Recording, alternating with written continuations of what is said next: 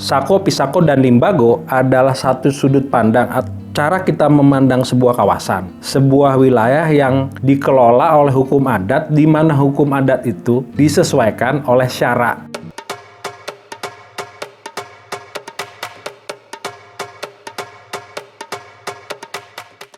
Salam jumpa di Jurnal Hendra. Kali ini segera kita menjawab pertanyaan dari sahabat kita, pertanyaan yang sangat menarik ya. Pertanyaannya, dalam satu bahasan kita kemarin ada salah seorang sahabat bla bla bla mengatakan bahwa di Sumatera itu ajaran yang melegenda adalah adat Soko, Pisako, dan Limbago. Oke? Baik, kita jawab dulu di wilayah ini dulu ya. Salam buat sahabat-sahabat di Sumatera Barat yang memiliki kekhasan yang unik tentang adat dan istiadat dan berbagai macam norma ya, sehingga kita kenal Sumatera Barat itu adat bersendikan syara bersendikan kitabullah gitu ya. Itu adalah sebuah nilai, sebuah norma yang dijunjung tinggi oleh sahabat kita semua di Sumatera Barat. Kita harus berpegangan pada hal tersebut tentu saja gitu ya. Bahwa adat diartikan oleh kawan-kawan kita di Sumatera Barat dan beberapa wilayah di Sumatera Timur bahkan dan di ranah Melayu, bahwa adat itu tidak dapat berseberangan dengan syara, atau yang lebih fleksibel bahwa adat itu disesuaikan dengan tuntutan panduan dari hukum-hukum yang ada dalam fikih Islam gitu ya. Itu sebuah nilai yang sudah final. Kita tidak lagi melalui kritik-kritik yang aneh-aneh. Hal tersebut adalah satu hal yang final. Jurnal Hendra melihat itu sebagai hal yang final. Oke, kata-kata yang disebut Soko, Pisako, dan Limbago, jika kita mau sedikit kritis ke belakang, kata-kata ini tampaknya berasal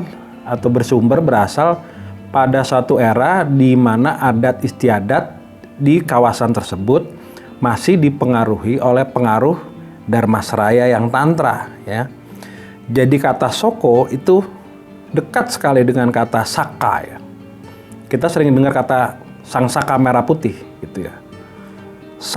Soko itu adalah tiang gitu ya, pilar gitu. Kalau Sang Saka Merah Putih artinya bendera merah putih yang berdiri di atas pilar tiang tunggal yang utama gitu ya.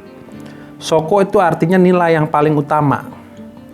Kemudian Pisako, kalau kita dalami lagi, kata ini dekat sekali dengan kata Pusako, tapi dengan dialek I ya. Pu dalam arti bahasa Sanskerta itu mungkin merujuk pada empu ya.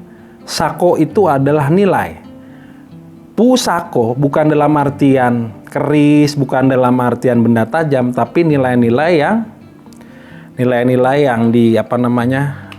yang diteruskan dari generasi ke generasi gitu ya. Pisako itu bukan barang ya. Sementara Limbago itu dekat sekali dengan kata lembaga ya. Bahwa ada satu lembaga adat yang mengelola adat gitu ya. Jadi Soko, Pisako, dan Limbago adalah satu kesatuan ruang adat yang dikelola dan dikelola untuk mematuhi atau memenuhi syarat-syarat hukum Islam gitu ya.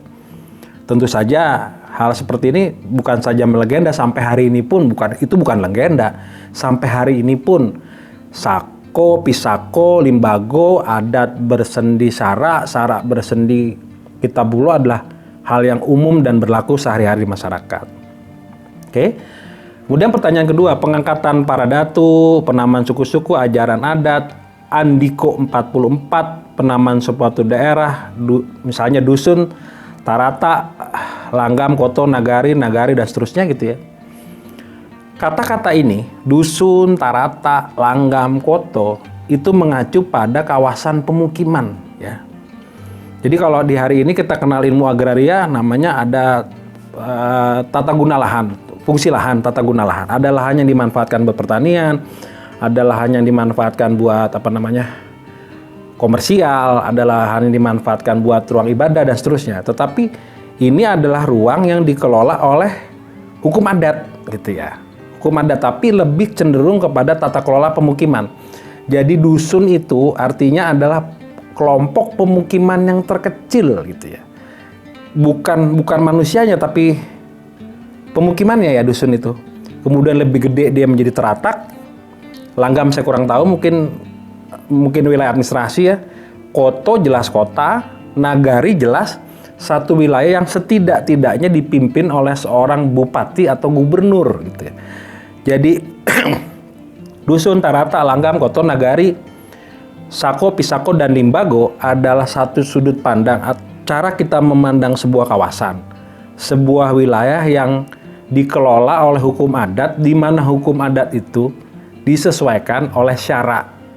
Syara yang dipahami itu adalah hasil dari bagaimana masyarakat pemahaman sebuah masyarakat, pengertian sebuah masyarakat, pendalaman sebuah masyarakat atas apa nomenklatur yang disebut sebagai kitabullah, kitab Allah. Dalam hal ini tentu saja Al-Quran gitu.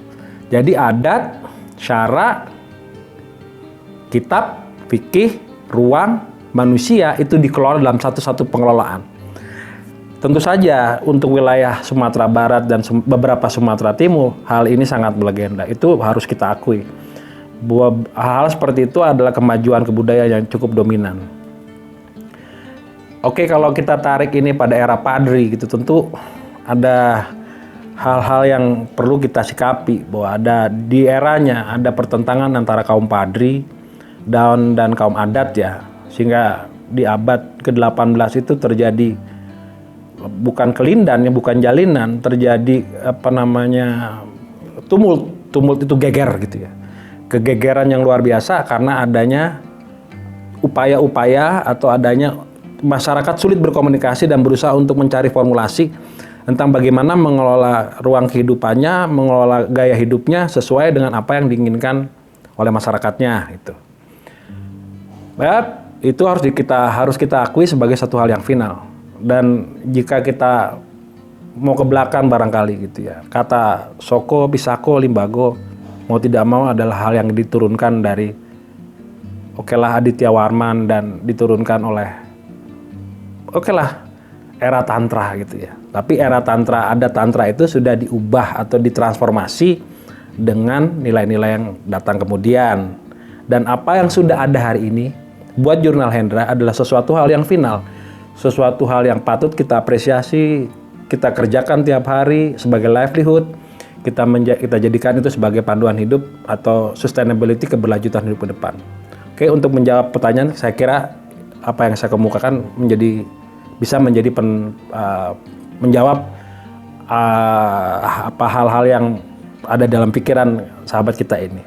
Oke, demikian jawaban kita. Salam jumpa lagi di Jurnal Hendra.